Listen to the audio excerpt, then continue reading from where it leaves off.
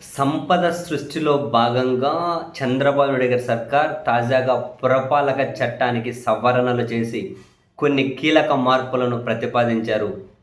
వాస్తవానికిగా పట్టణాల్లో, టౌన్‌లలో ఉన్నవాళ్ళు ఆస్తి అమ్మాలన్నా, తనఖా పెట్టాలి అన్నా, వారసత్వ బదిలీ చేయాలి అన్నా, లేదా గిఫ్ట్ డీడ్ చేయాలన్నా, ఏం చేయాలన్నా కూడా ఈ ఖర్చులు ఏవైతే ఉంటాయో, ఇవి కొత్త ఖర్చులు యాడ్ చేశారులెండి. ఈ ఖర్చులు ఏవైతే ఉంటాయో అవి ఇప్పటివరకు స్థానిక మున్సిపాలిటీలు అంటే స్థానిక సంస్థలే నిర్ణయించేటివి ధర ఎంత అని.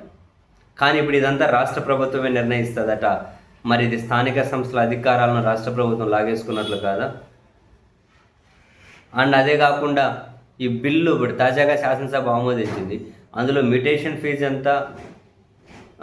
ఎంత శాతం ఉంటుంది, ఎంత మొత్తం ఉంటుంది, అదైతే ఇప్పటికి ప్రకటించలే. అప్పటికప్పుడు సపరేట్ నోటిఫికేషన్ ద్వారా ఇస్తారేమో. నువ్వు ఆస్తిని అమ్మాలన్నా, బహుమతిగా ఇవ్వాలన్నా, చివరికి తనఖా పెట్టాలన్నా ఇది అన్యాయం.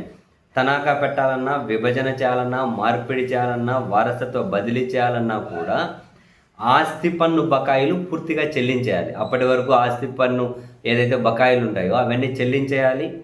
మ్యూటేషన్ ఫీజు కూడా చెల్లించాల్సిందే.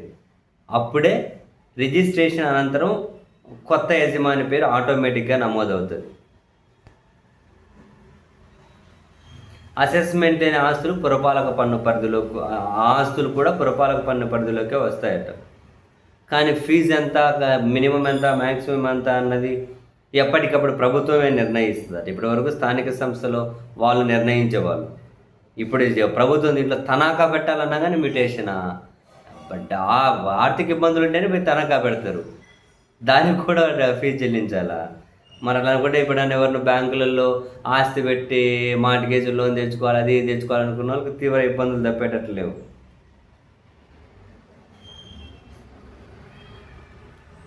రిజిస్ట్రేషన్కి బకాయిలకు లింకు పెట్టడం కరెక్టా? ఏమైనా చిన్న చిన్న బకాయిలు ఉన్నా, ఏమైనా కనుక చిన్న చిన్న మిస్టేక్స్ ఉన్నా రిజిస్ట్రేషన్ కాదా? ఆయన తనఖాకు ఆటోమేటేషన్ ఏందో మనకు అర్థం కాలేదు. ఇక తనఖా పెడితే యజమాని మారడు కదా, దానికని మ్యుటేషన్ ప్రక్రియలోకి తీసుకురావడం ఏంటి? కుటుంబ బదిలీ అయినా కూడా వడ్డం తప్పదు. ఫీజుని ఏ లెక్కన లెక్కిస్తారు తెలియదు, తర్వాత చెప్తారంట.